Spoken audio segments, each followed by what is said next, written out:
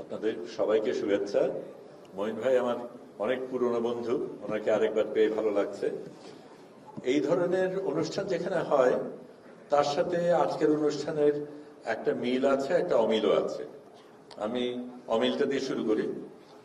সাধারণত রাজনৈতিক দলরা যখন অনুষ্ঠান করে তখন তাদের নিজেদের কথাগুলি বলা হয়, নিজেরা কত ভালো বলা হয়, অন্যরা কত খারাপ বলা হয়, নিজের দলের প্রশংসা করা হয়। রাজনীতিবিদরা সবসময় শোনেন তা কিন্তু হয় না। এখানে একেবারেই ভিন্ন। আপনারা শুনতে চেয়েছেন, ভিন্ন মতের মানুষকে আলিঙ্গন করেছেন, তাদের জায়গা দিয়েছেন, এটা অসাধারণ। এবং আমি আশা করি যে এই চর্চাটা শুধু এখানে না, এর পরেও চলবে। আশা করি আপনারা যদি ক্ষমতায় আসেন তখনও এই জিনিসটা চালিয়ে যাবে। মিল যেখানে রয়েছে সেটা খুব ভালো মিল না। এরকম জায়গায় যখন আমি বসি এবং সামনের সারিতে যখন আমি দেখছি, সেখানে অধিকাংশ ক্ষেত্রে মধ্যবিত্ত, মুসলমান, পুরুষ, বাঙালি এরাই থাকে।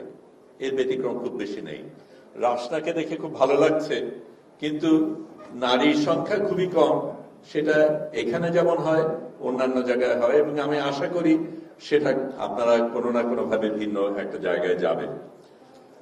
ছাত্রছাত্রীরা একটা ন্যায্য দাবি নিয়ে কোটা সংস্কার করেছিলেন, নুরুল হক নূর তার আগেও করেছিলেন, কিন্তু এবারে যে আন্দোলন সেটা আমি বিশ্বাস করি সেটা শুধু চাকরির জন্য ছিল না, একটা বৈষম্যহীন বাংলাদেশ গড়ার জন্য ছিল।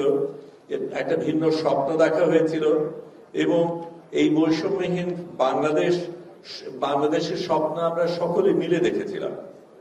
আপনারা যারা তখন যুদ্ধ করেছিলেন, রাস্তায় নেমেছিলেন, কথা বলেছিলেন, আমরা সেটা সঙ্গী ছিলাম, সাথে ছিলাম।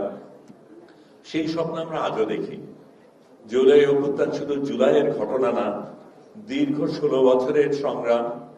এখানে আপনারা ছিলেন, আপনারা সবচাইতে বেশি নির্যাতিত হয়েছে। গুম, ক্রসফায়ার, শারীরিক মানসিক নির্যাতন আপনাদের উপর চলেছে।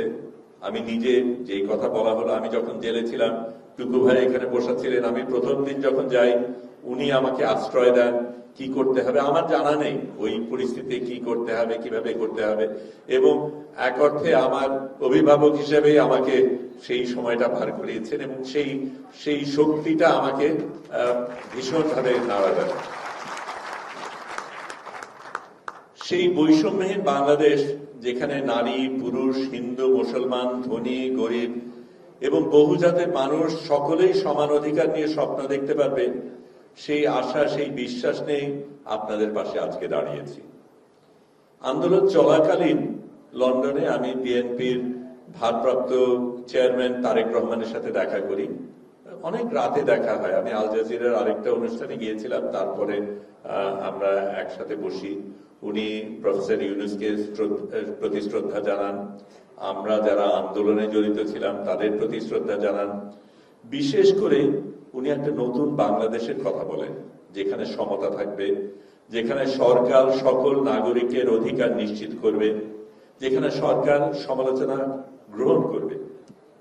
পরে উনি প্রকাশ্যে বিচার বিভাগের স্বাধীনতার প্রতিষ্ঠা, নির্বাহী শাখা, সংসদ এবং বিচার বিভাগের মধ্যে সমতা ও ভারসাম্য সৃষ্টি, এবং রাষ্ট্রপ্রধান এবং প্রধানমন্ত্রীর মধ্যে ক্ষমতার ভারসাম্য সৃষ্টি করার কথা প্রকাশ্যে জানিয়েছেন।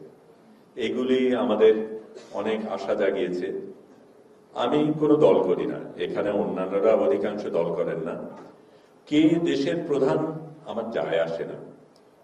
সে যদি দেশকে প্রকৃতভাবে ভালোবাসে, যোগ্য হয় এবং সৎ হয়, তাহলেই আমি খুশি। আমি কাঁধে ক্যামেরা নিয়ে আমার সাইকেলে গিয়ে চলবো, ওটাই আমার জীবন। ওই সুযোগটা আমাকে আপনারা করে দেবেন। আমি স্বাভাবিক নাগরিক, স্বাভাবিক জীবনযাপন করতে পারবো এবং স্বাভাবিক মৃত্যুবরণ করতে পারবো, এই নিশ্চয়তাটা আপনারা দেবেন আমি আশা করি। ধন্যবাদ।